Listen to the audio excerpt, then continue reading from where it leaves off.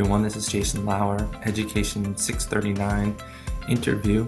I had the chance to interview Andy Jones, who is an instructional coach at one of the schools that I work with.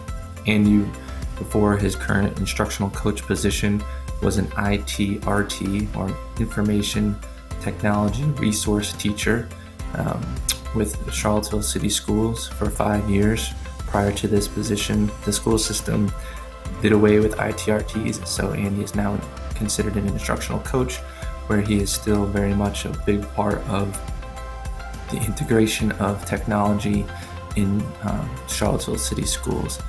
So I hope you enjoy the video. Thank you very much for watching. Okay, so I'm here with Andy Jones. Andy, thank you for doing this interview with me. So how many years have you been a professional in the educational technology field? So I've been an ITRT, Instructional Technology Resource Teacher, for 5 years. Okay. So that's the extent of it. All right. And then can you describe your specific roles when you were ITRT? Yeah, the biggest role as an ITRT was to integrate technology within the classroom and stay up to date on current trends in instructional technology. A big part of the role for numerous years was kind of some of the bigger initiatives in the division, as far as first it was Google Apps for Education, pushing that out, getting teachers trained in that, getting kids to understand what that was, and then even moving into our learning management system with Canvas, which was a big push in the last few years. Okay, great, thank you. Can you describe how you identify current trends and issues in the educational technology field? Yeah, I think probably the best way for me that I was able to keep up with it is just from networking with people from different conferences and things like that, following them on Twitter or their blogs, things of those people that I respected a lot in the educational field. Right. And that was a huge help for me. So whether it was going to VISTE, ISTE, the Google Summits, I always tried to meet new people and just kind of share contact information with them, figure out, whether they were using Twitter to tweet out what they were doing, or right, their blogs. Okay, good. What trends are likely to have a large impact on teaching, learning, or education overall over the next several years? I think probably the biggest one, and it's not that new, but it seems to be the one that's sticking around a little bit longer than some would probably thought, is that idea of the flipped classroom. Right. And I think even moving even more into almost virtual learning environments, Okay, for as low as middle school to high school. right. I know in our division we've done a huge push to have online courses for kids at anytime, anywhere learning. You don't have to come to the actual high school. You can do it from home. And so there's been a huge push for that. And I see that being a big trend and continuing for a while, of almost rethinking what classrooms look like. Okay, good.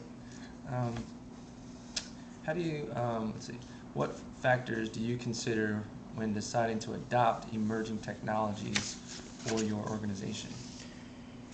It's a really good question.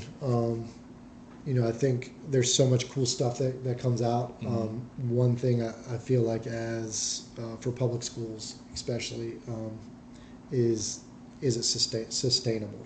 With budgets being cut left and right, things like that, is yes, we can probably afford it now, but what are the costs down the road? Okay. Right. So we've gotten burned a couple times where on our initial one-to-one with we purchased some tablets, right? Well, the upkeep on them, right, all the power cords, all the different, having to replace the batteries, things like that. The initial cost wasn't the problem. It was the $200,000 that we were spending to upkeep it when there was a cracked screen, things like that. Right. And so I think being conscientious about how sustainable is keeping that whatever, if it's a device or that program, going for years. Sure. Okay. What challenges are likely to have a large impact on teaching, learning, or education over the next several years? That's a tough question. I think one thing, especially in a one-to-one classroom, if you brought it up with parents and teachers, is this idea of almost electronic device addiction. Right? Kids are getting screen time all day at school. Right. If their teachers are using technology in the one-to-one classroom, then they're going home and then they're on their electronic devices at home, and so they never get this time to almost separate it from it. Okay. And so you see, even kids are addicted to, you know, online games.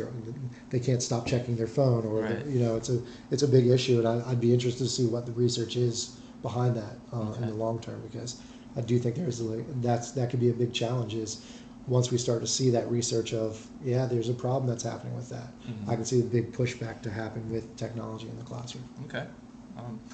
Can you describe ethical and legal issues that are maybe a concern in your job? Yeah, I think one thing specifically in a one-to-one division, we're supplying a device to kids where they can access almost anything, right?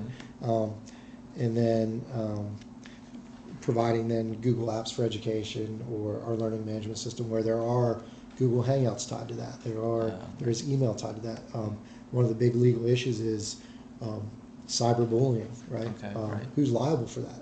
If we're supplying all these things where that's giving them a platform to then cyberbully their classmates, Right. well, that falls on us a little bit, Right. right? So I think that's a big ethical and legal issue that could come about. Is cyberbullying is awful across the entire world, Right. you know? So are we hurting the problem, helping the problem? Right. It's a big issue. Okay. In considering current trends and issues in distance education and technology, what theological issues or faith-based issues do you see Christians facing? You know, I'm not particularly a religious person, so I'm not sure that I can answer that question to the best of my ability. But I would think that would, you know, fall under the same lines of, you know, some of those cyberbullying issues, things like that. Okay. What advice do you have for a future professional entering the distance education or educational technology field? My biggest advice would be, one, it's a really awesome, right, field to be in. Is to make it fun, right? Find engaging things that not only that you're passionate about, but things that you know the kids would be really into.